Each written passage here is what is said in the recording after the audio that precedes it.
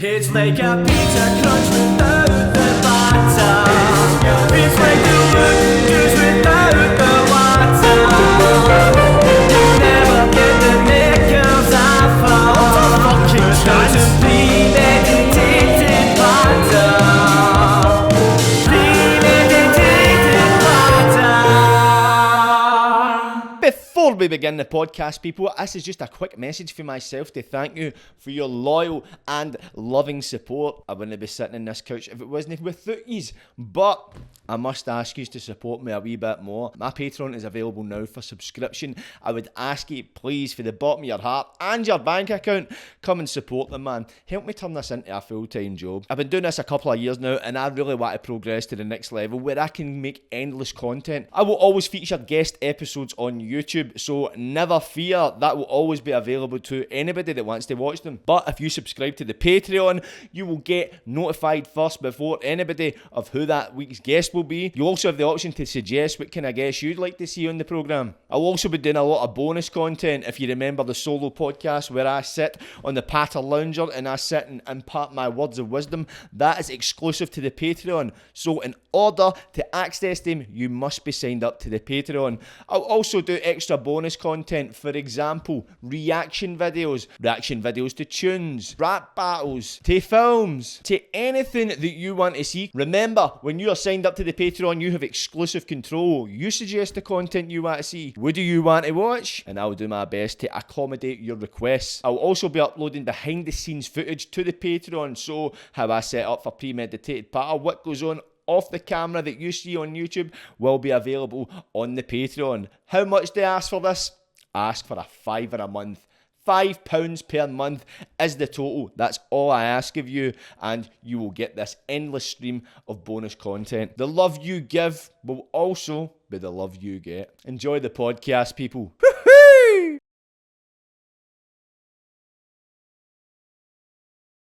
If you're over 30, you can't qualify for Miss Great Britain anymore.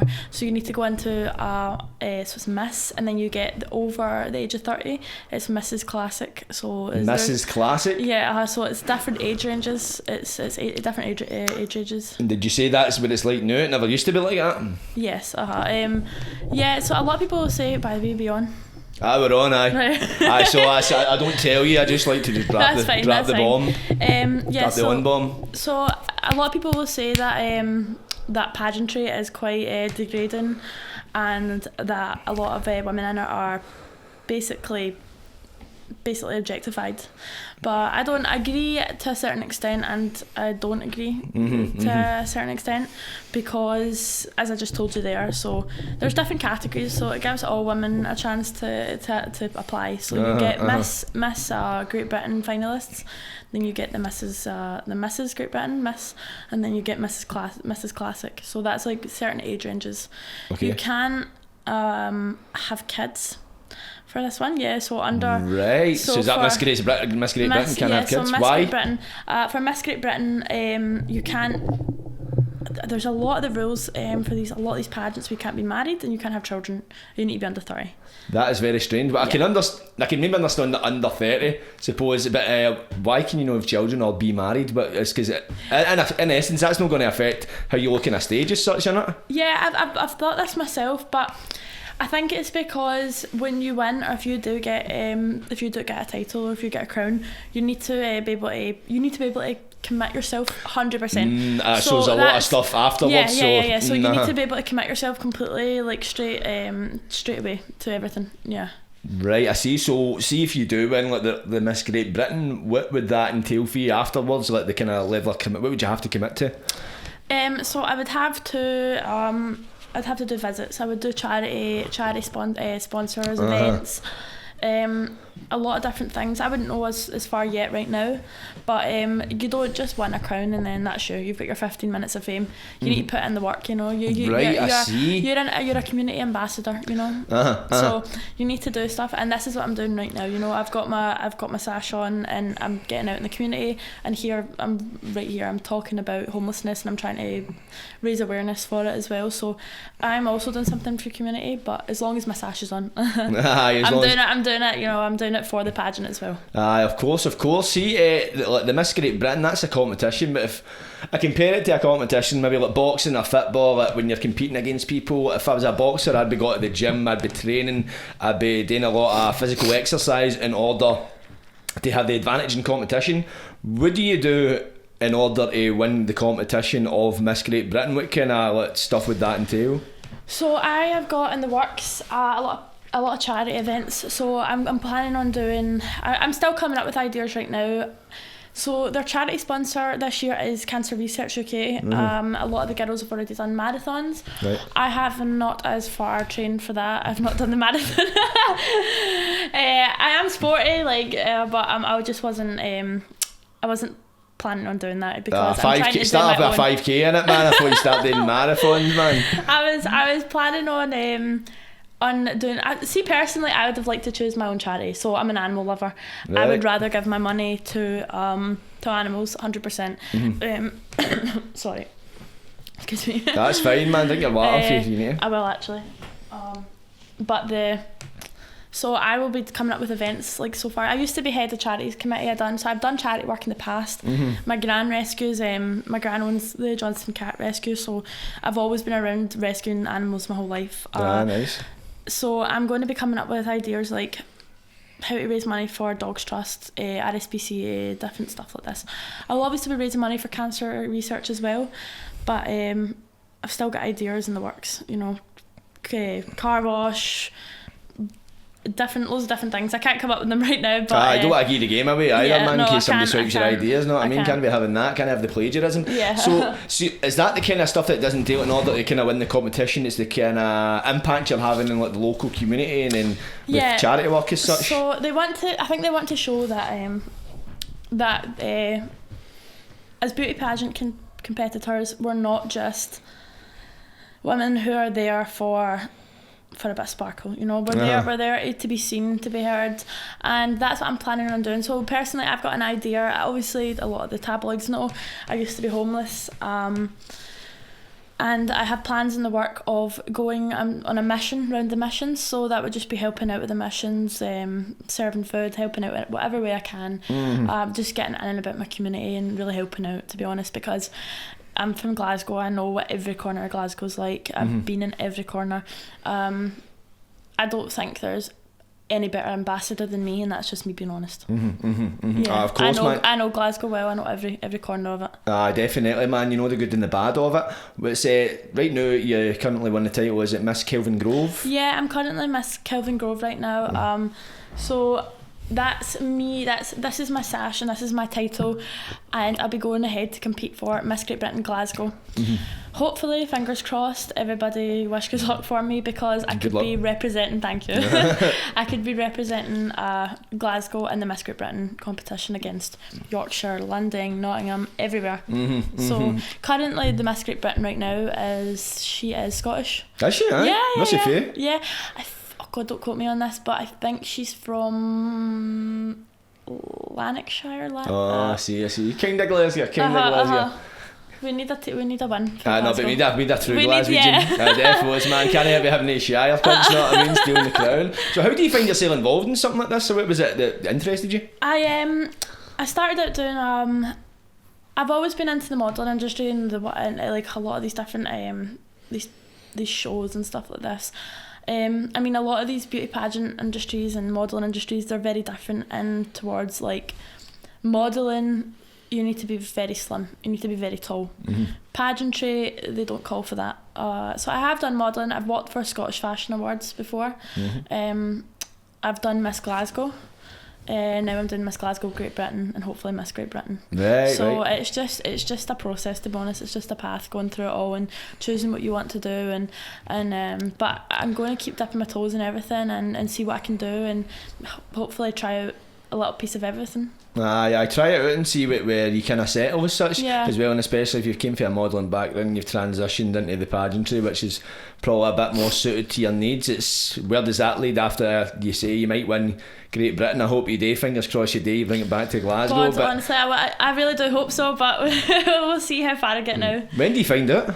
So my competition right now is July the 30th, so I'm depending, I would get crowned Miss Great Britain Glasgow, then hopefully I'd be going on to do it. We'd be finding out the date afterwards, and I think I'd be going to Manchester or London. Again, don't quote me on that, but I'll figure that one out.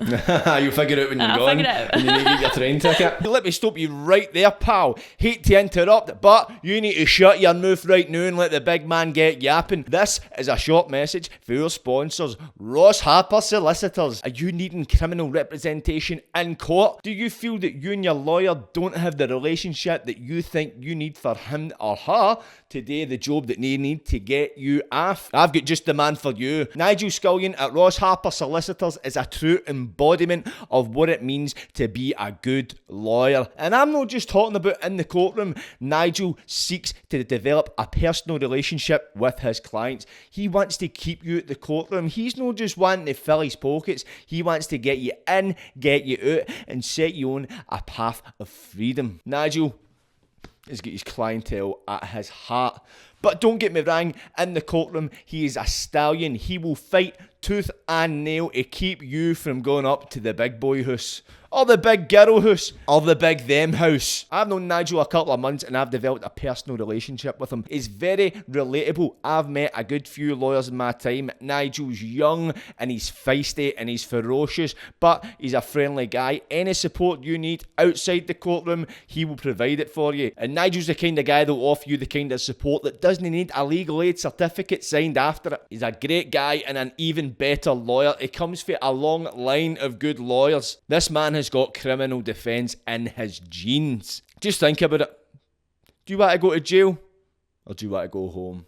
And if you've not got a home, Nigel's the kind of man that will help you find the correct support services you need, because his work goes far beyond the realms of inside the courtroom. This is a guy that cares about his clients, and he sees them as more than clients. He sees them as people. He sees people that have, for whatever reason, they've ended up in maybe a wee dark point in their life.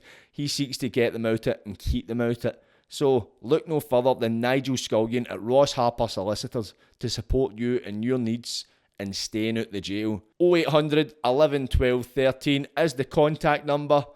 If you want to get them online, it's www.rossharper.com. You can direct message him on Instagram at Ross Harper Scotland, TikTok at Ross Harper 61, and you can find him on Facebook at Ross Harper. To sum Nigel Scullion up in a short sentence, he's old school with a new energy. Check them out, people. Ross Harper Solicitors. But in the meantime, enjoy the podcast. So in order for the audience to kind of understand like kind of background you came from, what was life like growing up for you? What kind of environment did you grow up in? So I grew up across the Kelvingrove Art Galleries. I went to Elhead High School, I went to Elhead Primary, but before that I grew up in Paisley. So I've then afterwards, leaving there, when I was homeless, I think my first stop was Branston Court in Poso. Brilliant, yeah. So for Kelvingrove to Poso, man. Some jump in it, man. So I went there, and I mean, it's literally an instant, like it's what you choose to do, but in that, around about those surroundings, because it's not just like you're getting put in your own separate house, you're getting put in a hostel is full of youth, like young people who want to just basically party. Mm-hmm. So I mean, I'd met my ex-partner there who I was with the whole way through when I was homeless, and I'm not going to get too deep into it, but he, let's just say, he wasn't a saint, he wasn't an angel, but if I didn't have him a lot of the way, I wouldn't be able to have handled my experience, because I had a partner, a best friend in that, but we were toxic. It was a very, very, very toxic relationship, extremely. Mm-hmm. Yeah. So was that what you met in, was it a hostel you were in? Yeah, so I've been in a few different hostels. My first one was Branston Court, which I ended up getting kicked out of. And then I went to, I can't remember, was it James McLean, Elder Street in Govan, actually, yeah. Oh, no, right. Govan. No far. And Queen Street Hotel and St. Nick's Hotel. Oh, right, I see. So what were the circumstances that occurred in order for you to become homeless? I was kicked out of the house really? at 16. Who were you staying with? My mum. Right, yeah. so it was just you and your mum at the time? Yeah. What was it that happened between you and your mum? Can you chat about that? Yeah, briefly. Me and my mum I grew up with a single parent, so I guess because it was two women in the same household, and I guess I love my mum. My mum is my rock, honestly. Like, and I know that, and I'll tell everybody that right now. But we clashed a lot. I guess the two of us suffered with mental health issues, and yeah, I think that's the brink I'll get to with that. That's the limit I'll get to, and I'll speak to about that. But yeah, I got kicked out, and it was really, really hard when I got kicked out because I was only 16, and I got told to find my own way in life after that. So I didn't know what to do, you know, like I was young, you know, I was really young, so I had to find my own way. So did you immediately just go into like the hostel system and that kind of stuff? I went to Mansion Street, which is hell on earth. You have to sit there hours and hours and hours on end, like at least 7 hours, and you don't know if you're going to get house summer at the end of the night, which is terrible. I mean, I was 16, 17-year-old young girl, and most of the time they would find me somewhere because of my circumstances, being a young girl. But you never know, you know what I mean? There was times that they would say we can't find you anywhere, and me and my partner at the time, we couldn't rely on anybody. We didn't know if we were going to have somewhere to stay at the end of the night. We'd be lucky if we had a couch, you know. So a lot of the times, as the tabloid said, we would be walking until sun up, walking around doing circles. I mean, there was times we knew like there was closest we could go and sit in. It was horrific. It's left me with trauma. It's completely, yeah. I can imagine. What kind of skills did you have to develop in order to kind of navigate this point in your life? Street smarts.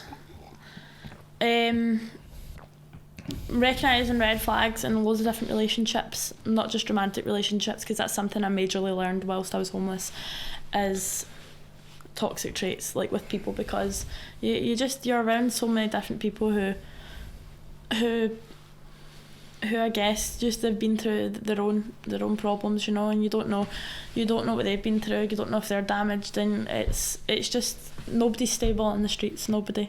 So it's scary. You don't know who to trust. You don't know who to trust, you know. How long did you go through this period in your life being homeless? A year or two. A year or two. So yeah. A year or two being homeless. So was it between hostels, sofa surfing, that? Did you ever spend any time in the streets? Actually living in the streets? This is something I actually wanted to clear up on this podcast right now, because when the tabloids had been released, a lot of stuff had been fabricated. A lot of things had, like, arms and legs had been added on. Right. I think a few of the articles had said that I was into drug use, which I just want to flatten this out. I've never been a junkie in my life. I know people struggle with drug issues, but my alcohol abuse was bad. I was partying a lot. Living on the streets for that one. I was hanging about the streets. Not as much. I wouldn't have slept in a street. I would never have slept in a street. So I never slept in a street. Right. I still had my dignity at that point. I wouldn't have let myself do that. But it would mostly be, if I had to, we would have put my head down in a close, or I would have had just walked the whole day until a library or something opened up the next day. So it's really hard, you know, like you're literally going through every day of your life not knowing where you're going to be when sunrise is, when sunset is. You don't know if you're going to be walking, don't know if you're going to get a couch in a hostel with a million strangers.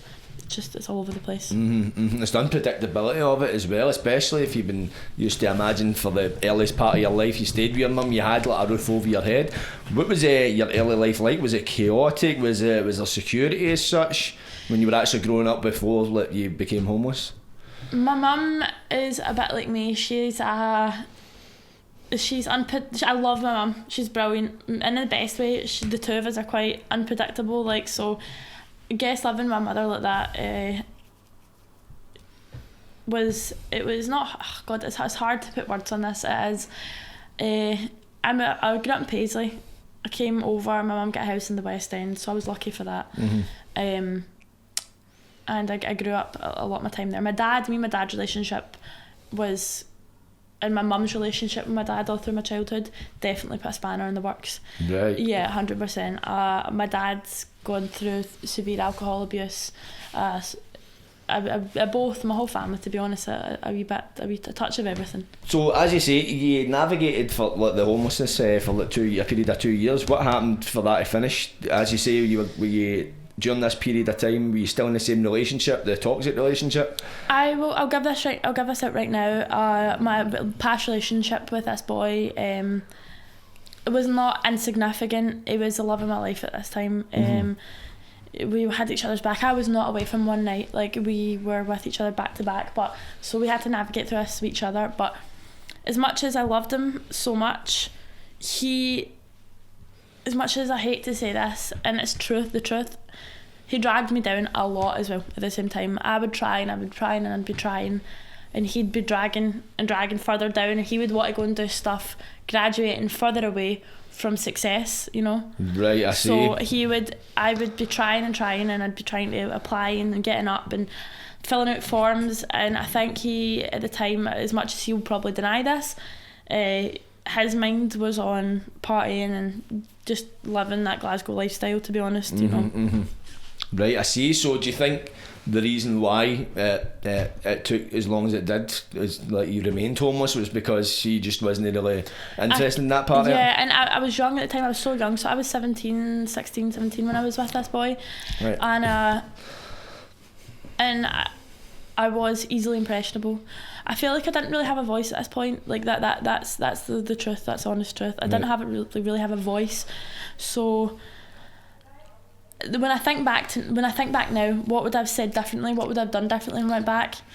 I would have used my voice a bit more to say, no, this ends now, this stops now. But that is not as easy. It's not as easy just to say that. You're going through a whole system. You're going through sitting in social work for hours on end, streets one night, sofas, parties, you know what I mean? You're having to go through parties just to get shelter, you know, just house parties. It was hell. But I ended up getting a house from Caldwell Housing Association, because my ex-partner had an uncle around there that we were going to visit. By chance, we dropped an application. I've handed in a lot of mental health forms, and they told us we'd been given a house. So that was amazing. At that point, I remember finding this out and just kind of screaming with them, like, out of ecstaticness. Like, I just couldn't believe it. I was so happy. After that amount of time, I can imagine, man, it's like almost a dream come true, especially after I'll never forget that. I will never forget the feeling I've been told that. That's a crowning moment, of course. So see, is that the house you still stay in now? Yeah. Is it? That's brilliant, man. You've kept it that length of time. See, your relationship, were you still together at this point when you got the house? Oh yeah, we were with each other a couple of years into that house, into getting that house, yeah. Okay, I see. So it was a couple of years after that. So how was it when you actually moved into your house? Did you feel things had changed for the positive, or as you talk about getting dragged back and that kind of stuff, did you feel that was still occurring? See, because it's not as easy as ever just, if you're going through this lifestyle, it's not ever as easy as just picking up and just sorting yourself out. I was fighting my own demons this time, so I got the house, and I'm not going to lie, I'm still struggling with a lot of stuff to this day, but I'm doing it piece by piece, you know, like I don't need to prove to anybody, but I'm trying to sort myself out and show people that you can, but it still takes a wee bit of time, you know, to get over this. So see, when you managed to get your house, what was your next step? Because I imagine being homeless, you're just focused on getting a house, you're not really focusing on a career or any passion such, you're not able, your first instinct is to survive. What was the next step for you after getting the house? After getting that house was keeping it up, and it's still hard to keep it up for me because of my ADHD. But yeah, it was just going to this slow, continuous phase of this boring phase, I guess, of working and paying rent, and it's a continuous dead hole, honestly. Like, adulting, it's shite, innit? It is shite, honestly, it really is, honestly. But I'm still going to a cycle, and it takes a wee while, but I'm getting there. Nah, fair play to you, man. See, you say you've got ADHD. When were you diagnosed with ADHD? So I'm currently in the midst of getting medication for it. Right. That was that like last year, a couple of years ago? Yeah. So it's quite recent in the span of your life. And I'm trying to get medicated for it right now, as it does affect my life so much, honestly. What way? Keeping my house together. Really? Keeping my house together, keeping conversations afloat. I mean, I go from I could finish a conversation we were talking about an hour ago, right now, honestly, and it comes back into my mind. I'm all over the shop, honestly. people with ADHD don't seem to have routine, and they find it hard to keep a routine. And it's one of the biggest things that I struggle with is my ADHD. Honestly, it's a really misunderstood thing. Really, I see. No, 'cause it's you're finding the ADHD these days it's quite common in a lot of people, although it's a spectrum. Whereas you say you suffer a lot from routine, you can't establish routine. Whereas other people are different in the sense where they're hyper focused, but they're unfocused in other areas of life as such, man. So there's very different ways it manifests itself. At what point did you seek a diagnosis? What was going on for you to be like, right, I want to get checked out, there's something underlying here? When I was a little girl, all my schools were telling my mum Astrud got ADHD completely. My dad has severely bad ADHD. Really? He's 47, he takes Ritalin for it. My dad's really bad, like, honestly. So I guess my mum seen that as a red alert, red flag. But there were so many schools telling me, Astrud's got ADHD, she can't focus. I mean, there were stories where they would be teaching the class and I'd just get up and start cartwheeling around the class and stuff. Honestly, really? Yeah. I would just start like cartwheeling around the class, and I can't remember this, but apparently this is the truth, and it still carries on to this day. I still do random shit like this, but I love it and I don't love it, but yeah, it makes me who I am, I guess. Exactly, man. It sums you up, man. It makes you the person you are today as well, and plus as well, if the class was on cartwheels, you'd get an A+, wouldn't you, man? So how was school for you? What was it like? What was your experience of school? I struggled to focus in school. I didn't do too well in school. I was always hyperactive one day and then I guess a wee bit shy the next. I went to a couple of different three different primary schools, and then I went to one high school. So I went Hillhead High School. I went Hillhead High School, and it was good. I was doing a lot better at that time, I guess, in a wee bit. I guess my problem at that point was my just focusing in school and stuff like this. But we must interrupt this podcast for a breaking announcement. There has been numerous reports in the area of a beauty bomb ready to glow up, and it's going to blow away you beauty therapists one appointment at a time. Why? Do you conduct business correspondence with clients via DMs? Are you sick of late cancellations costing you money? Do you just wish you could provide your service without worrying if the client has the cash at hand? Oh, I need to go to the bank. Well, I have a solution to your confusion. Glow Out is a service that aims to alleviate the stress involved between a client and the technician booking their appointments. Glow Out makes it easy for clients to see appointments, to book them and to pay. It takes deposits and it gets late cancellation fees, which means you won't lose out on any money. Clients can pay by card or using Apple Pay. Glow Out is also partnered with payment processor Stripe. Glow Out also helps you manage your bookings easily by using your calendar. The busier you get, the more stressful it is to keep track of who you've actually got coming in and when. Glow Out will help you do that. On Glow Out, you'll also be able to show off your portfolio, showing off your previous work so clients can check out what you've done in the past. It will also be implementing a feature in the very, very near to be future which will connect to your Instagram profile page. You will also be featured on the Glow Out website. You'll be visible to potential clients in the local area. You'll also have access to your own admin panel where you can see your account balance, generate reports, and turn your hobby into a business. Glow Out is basically a Just Eat for beauty appointments. Can't beat the convenience, can you? The mobile app for iOS and Android is coming soon. But in the meantime, for $5.99 a month, you will have access to all these features. But if you sign up using 50 promo code, you will get the first 3 months free. You can't whack that for a bargain, can you? Give your business the glow up it needs to blow up. And glow up before you glow out. I'm not going to sit and say, oh, I've had this bad time in life, I've had this before all this happened, oh God, I was so underprivileged. And that. I was not at all. I grew up in the West End, do you know what I mean? Before that I grew up in Paisley. I had a lot of good friends and, but it just, I think that's the whole point of my story, is that it literally happened for me overnight, like that. Aye. Like, I went from one person to another, and I've came back, and I'm going to go back. I've swapped, and I've changed about 4 times. Are you talking about yourself myself, You went from one everything. person to another. Who was around, me as a person, everything, yeah. See, what about, because you say you had a lot of friends growing up, see when you became homeless, was any of them still in your life, or? Oh, people disappear, you know what I mean? That's when you find out your real friends in these serious times of need. A lot of people like left me, they didn't really do anything. A lot of people had my back, a lot of friends stayed through it with it, like actually kind of kept my back through it, and we were with them sometimes. But see, because as well I was so young and I had freedom, like I think a lot of people don't understand at this age. I was so young. A lot of people at that age, they don't have freedom like that. They're still at the house, they're still studying and stuff like this. I was just living this random riot lifestyle on the street, just house to house. So I was partying all the time. I was going crazy all the time. So I couldn't really navigate anything in my life. Do you think the partying was offering an escape that you hadn't really developed in your own mindset in order to do? You didn't have the because you were 16, so you doubt you'd have been mature enough to have developed these skills to navigate homelessness. So do you think the partying offered that some kind of respite for that? Yeah, it did. I just, when I think back to it, at the time, because you're emotionally immature, you're immature in every sense. When I think back at that age, I should have still been in school. I should have been studying. I should have been in the house. I should have had something stable.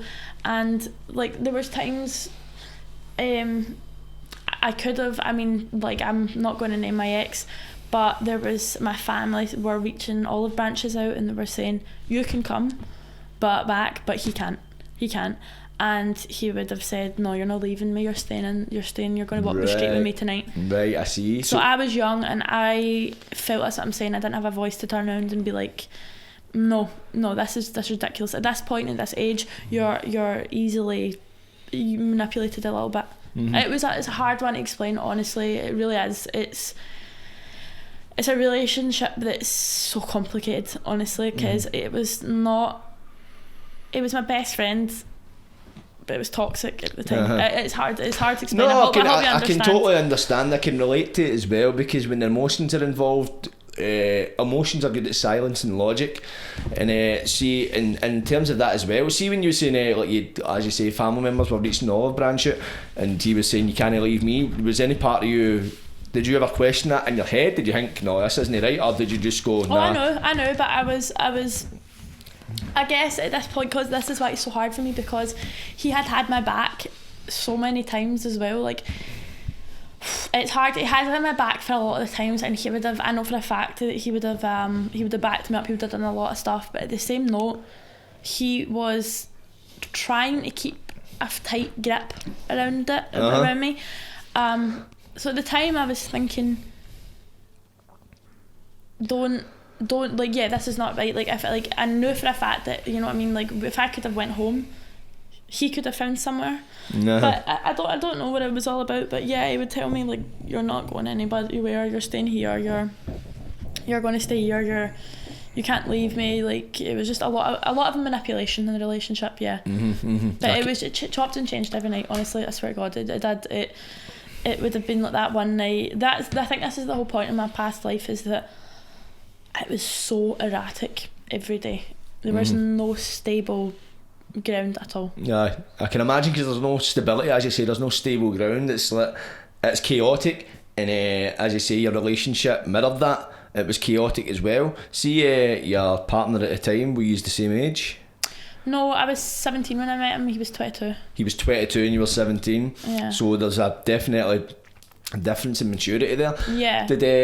Because some people, not to me, I'm not making any kind of observation or assumption, but some people might say that's too big a gap for a relationship. You're too young, he's maybe in a different spectrum. Was that ever into your mind, even now looking back, or maybe at the time, was that ever you think, wait a minute, I was maybe a bit too young to be with a guy that age? No, I don't think. See, for the age thing, see when I look back, being the age I was at that point with a 22-year-old, I mean, I'm 21 right now, right? I still will say to you right now, I've not got my shit together all the way, you know what I mean? I'm 30 and I've not got my shit together. Honestly, my dad doesn't, you know what I mean? He's like 50. Nobody's got their shit together, it's an illusion. I know it is, that's a pretty good point. Including you. It's an illusion, honestly. But So when I think back to it, I think he was only a year. I mean, I'm nearly 22. So I'm 22 in August. So I think a lot of the time I'm like, he was probably really immature too. He didn't understand a lot. But I was 17. Like, I feel at this, and I have a lot of maturity around me where if I was in that situation, I would understand that somebody at that age has got a lot ahead of them. It's a hard one, honestly. It really is. I'm torn between a lot of things when I think back to it, because when I seen him at first, I was taken away. I thought I was totally in love. Like, it was love of my life at that point, you know. Yeah. So was that because, see, you say during it was when you were homeless that the two of you met? Do you think that played a part in how you felt about him? Do you think if you'd like a stable background, you had a home, you had stability in your life, and you met him under these circumstances, do you think things would have went the way you'd had the same feelings for him at that point, or do you think that was almost a bit of stability? That was comfort. You make a really, really good point, actually, right? Because I think about this all the time. I think, but do you think we became so heavily involved with each other because at the time the two of us had nobody and we were on the street with each other? Yeah, I believe because the minute I met him, we didn't leave each other's side. He'd done a few jail sentences as well throughout the time. But during your relationship? Yeah. Right, so there was that when you were still homeless? So that's got me a lot of trauma because I'd be with him every night, no matter what, no matter where we were. And then he would be dragged under my feet for months at a time. And it was hard. I've been left with there's a lot of little small details in my life that's been hard to deal with. But he's not a saint, he's not an angel. Neither am I, and I think that's part of maturity. I think that's part of becoming mature, is realising that you can't just put all the toxicity on somebody. You play a part as well. So I'll admit that I have been toxic in the past, and I want to apologise right now, and I'll say that to him. I'm sorry for everything I've done in the past, but I'll still put my foot down, and I'll tell everybody right now that I did get put through a lot. I put through a lot by this boy. Yeah. How long were you in the relationship for? 5 years. 5 years. So at what point did you start to see the cracks appear in it, or as you say, you were toxic? And was there any point it kind of started to get to a point, right, it was getting a bit too much? You were like, alright, wait a fucking minute here, this is kind of getting a bit fucking insane. I wish that I had been a little bit older when I met him, because I was so emotionally mature at this point. But I think I started seeing the cracks when I met him, he would have ran up to anybody, would have protected me with anything. So I guess I liked that. I guess I liked the protection, the feeling of having somebody like that just always backing me up all the time. But I guess I seen the cracks when he started to drink, and he would get really taken away with it, and he would get really erratic, and he would not take no for an answer and things like this. And at this time I think I was really shy still, so I would back down from it. But there was a lot of things, there's just not one. Like, he would do things like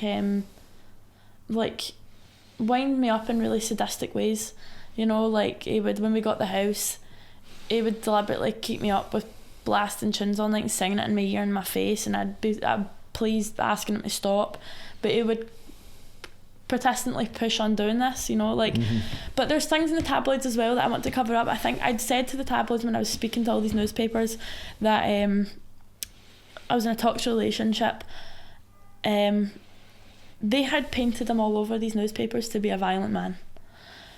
I'll say again, I'm not saying he was a saint, and I'm not saying he never done anything, but he never beat me to a pulp, ever, never. Right, I see. But that's not going to say that he was an angel. He's still done stuff, and that's why I'm not going to release his name. But as I said, when I think back to him being that age and my age now, we're both, I mean, he's having a child now, he's got another girl pregnant, so he's having a child right now. So the two of us are in different life, you know what I mean, life stages. But when I think back to all the stuff he'd done to me, I think he probably was not he was not as much in the clear in me. He was probably just as blocked up in his head. He didn't know what he was doing.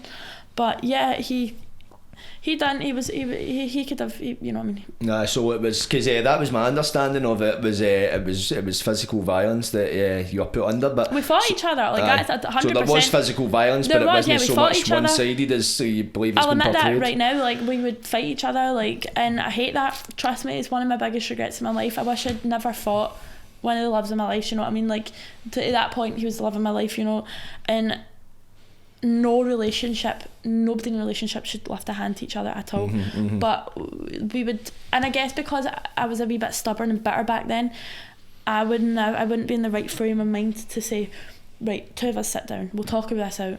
So I would just think fast, and I'd fight him back, and it's bad, but this is how it went, you know. So it's a two-way streak, I guess. Yeah, no, of course, and it takes a level of maturity to admit that to yourself, probably to yourself as well. I don't know if at any point did it take a while for you to go, wait a minute, I did kind of put more than my 50 pence worth into it. Did you kind of have to, I think that became apparent to you after you split up, where you had to break for each other, where if you're in the midst of it all, it's very hard to kind of think in retrospect?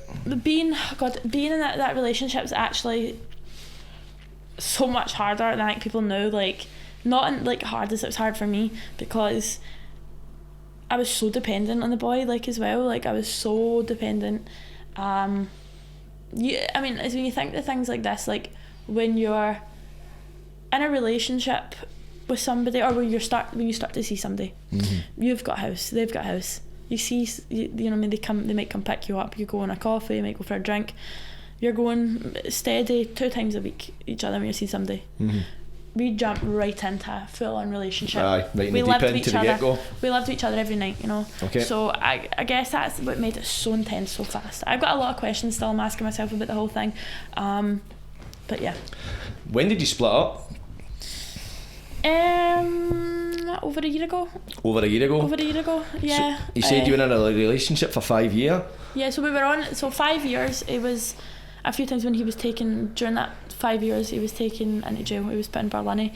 A few times we went off, we kind of, not split up, but you know, when you take a small break, but you know, you're still like, with each other. So just knowing each other's company as much, but you're still kind of involved romantically. He's definitely cut the connection cord now. It's done, it's over. Yeah, it's you know, you feel it. See, when you're connected to somebody like that, you always have that connection string with somebody, no matter how far away you are. It feels like a little connection string. I feel like it's been cut now.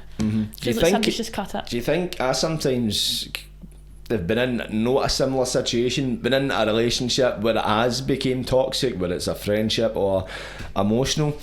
Do you think that almost becomes an addiction in itself, or emotionally, whereas once you've been separated to a point and then you have that brief period, that's when you begin to kind of step back and you're able to look at it from a logical standpoint? When you're not as emotionally connected to it, then at that point you can sever the ties because your brain's finally able to act as such. Well, it's like almost an emotional addiction, as you say. You had to be in each other's company constantly and that. And I was addicted. I was an addict. He was my addiction at that point. I don't know if that's what you're saying, but that's exactly what I'm saying now. Yeah, I mean, there was times, I'll tell you right now, like, we would argue and be funny. Like, I'm laughing, I think back to the relationship, and I laugh because some of the, it's so hard to explain, you know what I mean? I'm trying to see, because sometimes I've got stuff in my head that I want to talk about and I can't put it into my words out of my head, but there was some times where I'd be totally like addicted. Like, we would argue and I would go, right, I'm leaving now, I'm leaving, and then I'd walk and then I'd turn the corner after 2 seconds and be like, you're not going anywhere, you know. You come back. So yeah, like, I found it really hard to even like separate myself from for 2 minutes. Like, I don't know if that's me being young, I don't know if that was me being homeless, having somebody to depend on.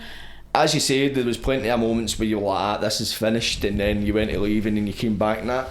What was it that brought it to the point where he's finally said enough is enough? Was it on his side? Was it your side? Was it a mutual thing? It just got so toxic. So I mean, there was times where, there was one time he broke into my house and cut all my wires in my house, smashed my telly. But like the wires to your plugs and all that? Yeah, vandalised on my wall, everything.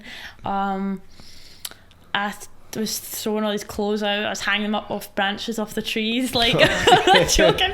I was going out and I was hanging these t-shirts on branches and the trees and stuff like this, and And I got to the point where, I mean, these things were happening, starting to happen daily. I mean, the arguments would last 24 hours, like really bad, like really, really bad. But I still believe that a lot of the things, I'm not a toxic person at all. Maybe it was just a bad combination, you know. But I think I started to realise when these things were happening, and he was acting out a lot on himself.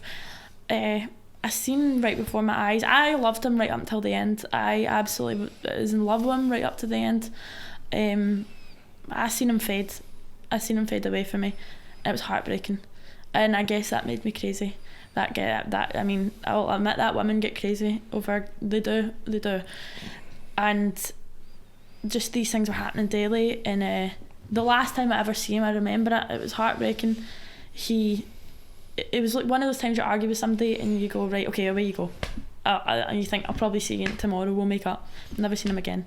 Right. It was just like over a split second. He went. I was like get out, and he went. He was like, oh, fuck you then. I don't want to see you again. Walked out. I've never seen him again. And really? this was a boy who I was going to have kids with. I was going to get married to. You know what I mean? Like crazy. Right. So actually, it almost finished in an instant. But as you say, it was a build up to it. But the final goodbye was just as simple as a goodbye as such. I think that's a lot. But it was. I think this is what that. See, I feel like I'm quite a fairy tale dreamer. Like I believe, like, you know what I mean. You think about these things happening and the way they play out, and this is when you realise that you need to kind of cherish what you've got, because I'm not. I mean, like, do you know what I mean? I'm not that way. I mean, this was a wee while ago now, but when I think back to it, this was somebody who I cared so much for. He literally just that's our relationship that you look at each other and you go, you're going to be with me for the rest of my life. I'm going to be with you for the rest of my life. We've found the one person we want to be, and it ended with not even one piece of eye contact. I'm leaving out. That was it. And now he's having a family with somebody else. So, how does that make you feel? When I found out, I was catastrophic. Really? Yes. Did you take it badly? Very badly. How so? Because for a while before I found out, I was not. Before I found out, I wasn't thinking about him. I don't know. Maybe I wasn't thinking about him at all. And then there was one of my friends, a middle friend between me and him, messaged me. Because we were actually kind of communicating through him over the articles, and he was angry at me over these articles and stuff like this. And I think he just said that his girlfriend, his now missus, was pregnant, and he was doing double time, he was doing overtime for her and looking after her. And I think that's what made me upset, because when I was with him, I'll say this right now, I was the one trying to do all the work. Right. When we got the house, I would beg him, please help me clean this place, like please, like I can't do this myself, like I'm 18 years old, I can't. And he would tell me to fuck off. I'm playing GTA, I'm doing something, fuck off. Like he would. And there was times where I needed his help, and it was only the minute we broke up we'd go and get a job. So I guess it made me upset, and I thought, this boy looked me in the eyes and told me I was the love of his life. He's got another girl pregnant and he's doing all this for her. That made me upset. A load of different things, and I guess the fact that I felt so strongly about this one person, that now you know it's done, it's over. Aye. But I'm fine with it. I'm absolutely fine, because I know for a fact that my time will come. My time will come. Totally. And I think see, as you say, finding out he's pregnant to somebody else, that's that kind of, it eliminates all smidgen of hope. Maybe if you've got in your head, like maybe it'll work somehow. Maybe it's always in the back of your head, if you fall out or split up with somebody, no matter how long, there's that wee bit in your head like, maybe I'll end up back with him. But that's the kind of final nail in the coffin to saying that. That's what I think it was. It was like, that's what I was saying. It was like that last string was cut. That last string was absolutely cut. I think that's why it killed me. I can't even explain to you right now why. I was fine. I was going on my life before after seeing him. Found that out. I was honest. I was so bad. I can't even say that word now. Catastrophic. And I mean, my friends came up and we were having a wee drink, and apparently I just kind of lost it, and I was in my bed like wailing, and my friend was in cuddling me, and she's like, "You're okay." It was really bad. I was in a bad day for a few days, but I'm over it. I'm ready to take my own life on. Yeah, of course. That's exactly it, man. It's giving you back control of your own life, because you think in your head, it's when you're separated from that, you think, oh, how it could be the happily ever after you're talking about. We'll see how happy he is in a year. Exactly. See how happy his new bird is, fuck's sake. Literally, honestly, that's what I'm thinking. Good luck to them. Okay, that's exactly it. We're going to need it by the sounds of it. But see, in regards to that, so when you found that out and you'd moved on from him and your life was, you were staying in your own house yourself and that kind of stuff, so was there any point when this happened, how did you overcome it? Did you say to yourself, no, I'm not going to let this defeat me? And do you think that gives you the motivation to kind of start pursuing, like, as you say? Always wanted to be somebody. I'll just say that right now. I've always never wanted to be unseen. That's something inside of me. I think one of my worst fears is making it to 30 and not have done something in my life. My worst fear is just living and dying. That's my worst fear. It's a scary thought, isn't it? So, it's a sobering thought. It is. It's terrifying. And even before I went through all this, I thought, I want to be somebody. I'm going to be somebody.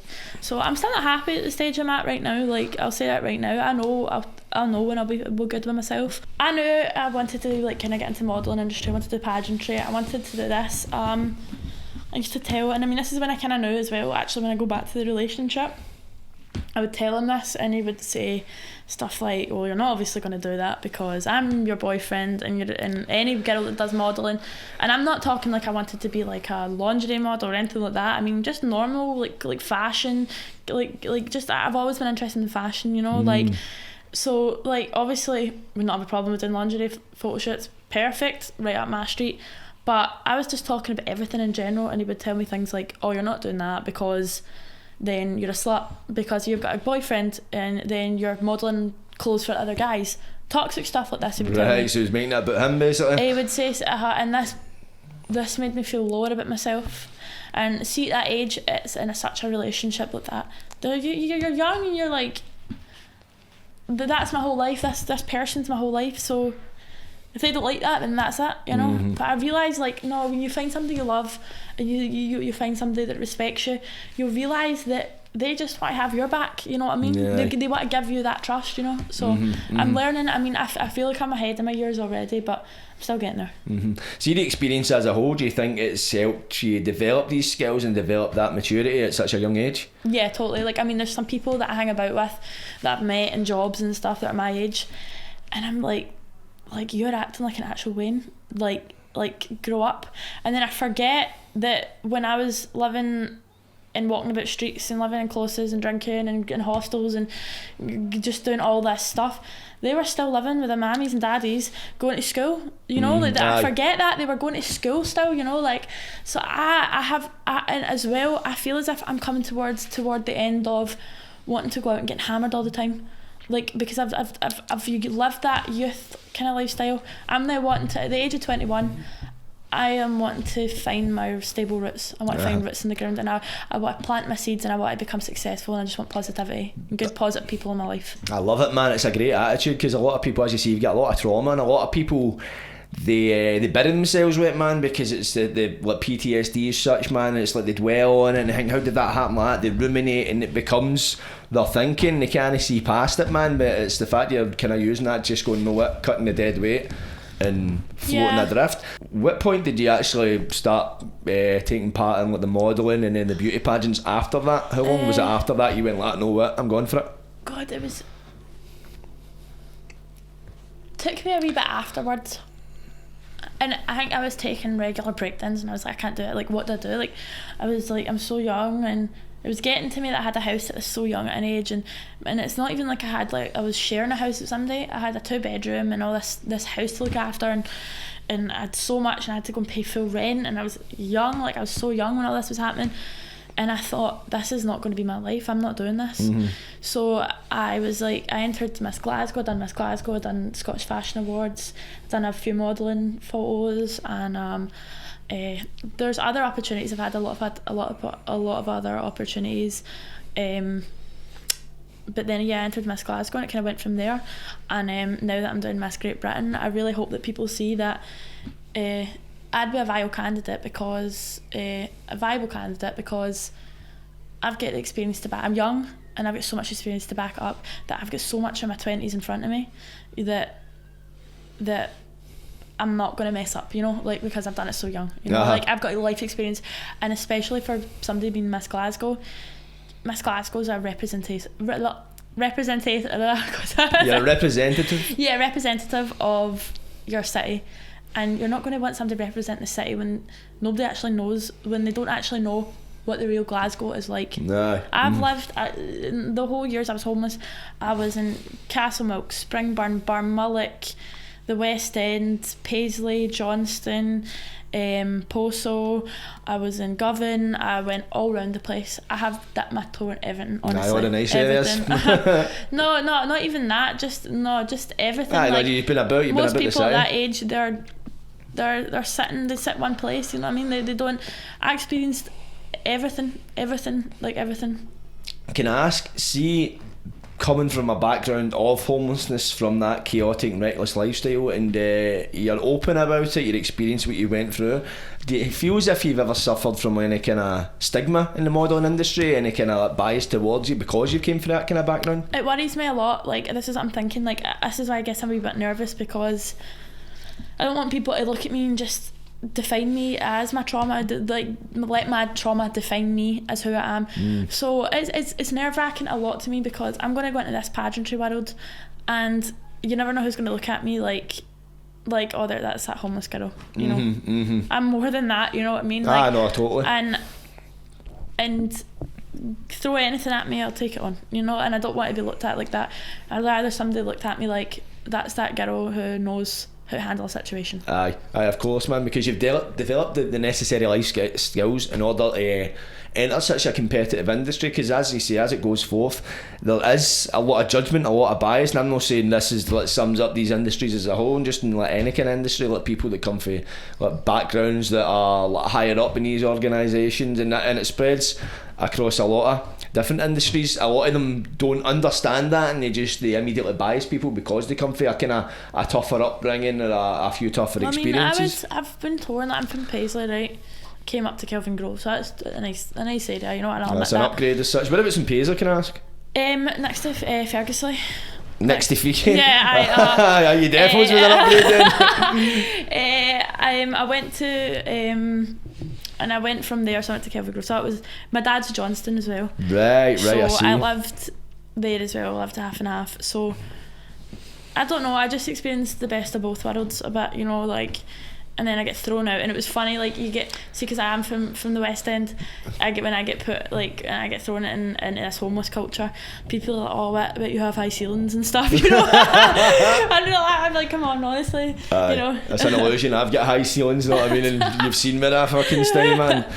No, this is a nice part. I was gonna say, no, honestly, like, this is it's nice. I'm actually not too familiar with Govan, but nice. I don't want to get too familiar with Govan. I'm joking. I'm looking to move, actually, like Govan? soon. No, right. no, soon enough. As I'm obviously I'm going back to education, so I'm looking to get, because that house, it drives me insane. It does. It absolutely drives me insane. So I think it holds so much past memories and stigma for me in that house. Like the atmosphere is thick. So I want to get out. So yeah, I'm going to try and get a wee bit closer to my college and my education. What are you planning on doing in education? So I've always been interested in herbalism.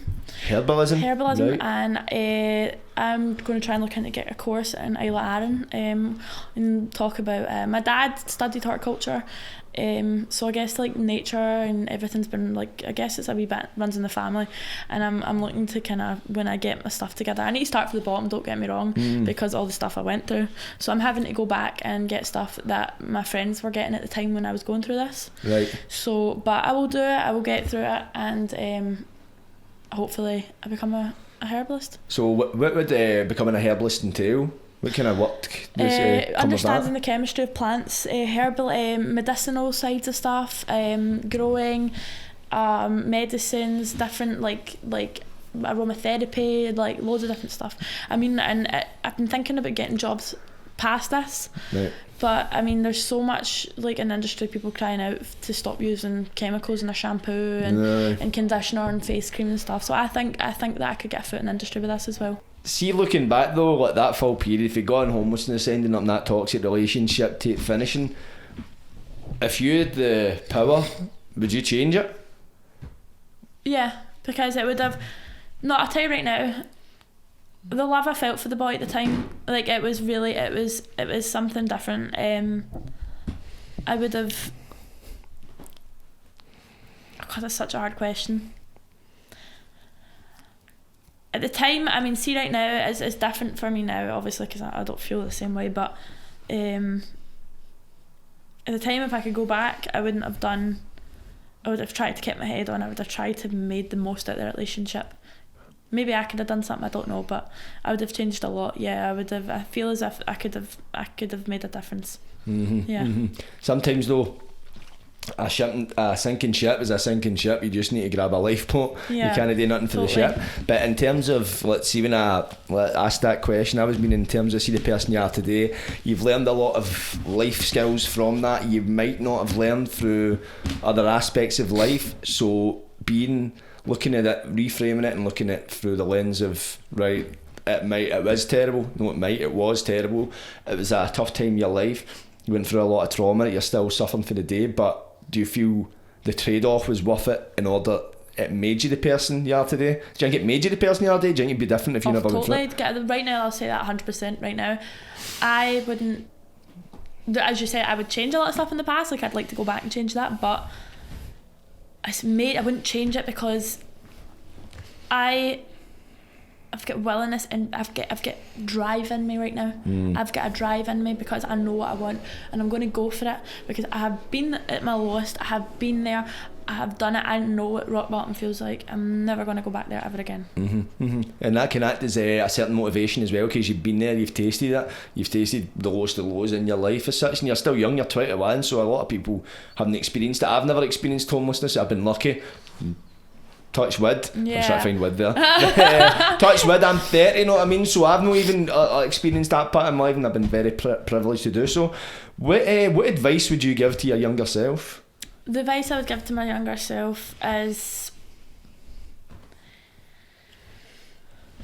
there's so much stuff flying through my head right now and I'm trying to put it into like one sentence. The advice I would give to my younger self is keep your head straight and education is everything. The only way you'll ever get yourself out of anything is by education. And I know a lot of people won't agree with me with saying that, this and that, a positive outlook as well, but it's hard that question, honestly, because I was young at the time and I was going through that stuff by none of my fault, you know, on my own. I was going through all this and nobody was. It's so hard to explain to you. I don't know why that's so hard for me to go back. If I could go back and say to myself, I would say, I don't think I would have just said to myself, take every opportunity you've got. I'd have listened. Like, see when he was telling me, you're not going anywhere, you're not leaving tonight, you're not leaving the street, you're going to stay with me, because if you'd leave me, that means you don't love me and all that. I would have said, no, he doesn't believe that. I would have said to myself, he doesn't believe that, he's manipulating you. Astrud, grow up, come on, open an eye to that. And go home, because that would be the best situation, you know. Like, the few times I had an olive branch extended to me, but that was it, you know, and I should have taken that olive branch. Of course, as well, it's as you say, you're younger, you were shy, you weren't as mature as you are now, and it was that experience in order for you to kind of go, no, wait a minute, you can look at things from that kind of angle as such, like, wait a minute, you can see people's true intentions, whereas back then you were blinded by love as such then. And love goggles, totally. Love goggles as well. See, what would you say to somebody that's maybe going through similar circumstances that you went through, or somebody that might be in that position right now? What would you say to them? I would say it will end soon, sooner than you think. You think this is going to be you for the rest of your life. You think this is going to be your making for the worse. This is going to be your making for the better. That's it, exactly. It's the making of you. It's the breaking of you. It's sometimes the making of you. This, you might think at the time it's worse, but this might be the best thing to happen to you. Exactly, man. And it's just looking at it through the lens of that, man. This sometimes might be the best thing for you. I've go through dissimilar experiences. I don't go through the same experiences, but in a toxic relationship, homelessness and that. But I've navigated a few trials and tribulations in my own life, and looking back, I'm thankful for them. I'm grateful for them, because they've made me the person I'm today. Exactly, you know, you get upset and you think, oh, I had this perfect life when I was younger, like I wish I had this and that. And I think now if I had that, I probably would still fucking around right now, you know what I mean? Like I'd still be doing this, I'd still be on stupid shit, you know, like, but I know who I am now. I know who I am. It's given me my answers in life. Not all of them, but it's given me a lot of them. That's it, definitely, and it's helped you. It's helped develop the resilience, because as you say, like looking back at that, no, it was the making of you. So when you do go through more testing experiences, which life will throw at you, that's just life, you'll be able to navigate them in the sense where you're looking at it through the lens of, this will make me better, a better person, or a better version of myself, as such, as a way to put it. So what is your plans going ahead for you right now? You've got Miss Great Britain, you're getting back into education. What are the have you got any goals you'd like to achieve in your life before you kick the bucket as such? So I can't name too much right now, and I can't say too much on social media, but there's a chance I might be heading on a famous reality show soon. Oh, nice. So watch out for that. But also I'm looking to go back and get my education, get qualifications behind me, do my beauty pageantry, and use all these attributes for the future to see what else I want. I might do herbalism, but I think my biggest plan, this might sound soppy, and this is you end up, this is I think some of my point in what I was saying is that you might think you are somebody completely different, but see everything I've been through, it's made me realise that I think what I'm looking for in life right now is obviously to have my education and to have stability and to have backup, but I think I'm starting to look at more of the simpler life. I would not mind having somebody in my life, love in my life, stable love, and because I believe in a two-way relationship, a streak where you should give yourself completely and they should, just a team effort. I think that's beautiful, and just I think after everything I've been through, I'm just looking for stability and stable roots in the grounds to grow from. That's somewhere exactly stable, it. Somewhere at the same place. Yeah. That's what you want to do. You want to set your roots, and as you say, as you're going forth, you're wanting to establish yourself. Education being one of the branches of the roots. It's like set yourself in education, you're learning a skill, you're learning something where you can apply it to your own life, where you can build a career for yourself. And as you say, you're pursuing Miss Great Britain, it's leaving a legacy for yourself as you go forward. And obviously you've got your relationship goals, that having been through that with somebody. Was that the only relationship you've ever been in? No, I've had a few relationships, but they were all stupid brief stuff, like right. So that was first long term. This relationship was so involved, like it was so strong, like instantly. I'm looking for that strength again, and I'm looking for that bond, but I mean, I'm seeing somebody right now, do you know what I mean? Like, and I'm back in this stage, but you never know, you're scared, you know what I mean? You never ever know, because like I forget that I was thrown into the deep end with my ex, and these people haven't, or these persons that you're going to see, they've not been through it, you know, they're trying to take it easy, but yeah, that's my goal, like, was just to find stability, but make it successful.